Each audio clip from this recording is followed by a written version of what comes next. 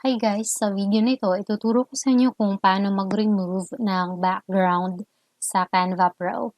So, kung wala ka pang Canva Pro access, may nilagay ako na link sa baba para maka-avail ka ng Canva Pro for free. So, for example, mag-remove tayo ng background. Pili tayo ng sunglasses. So, for example, i-remove natin yung background ng babae dito, yung dagat.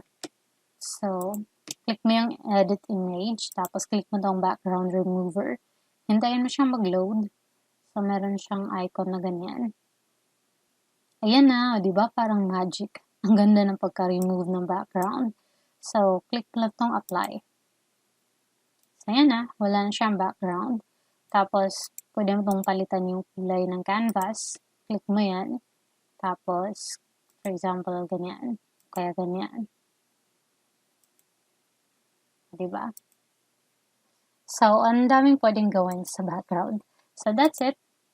Thanks for watching and please like and subscribe.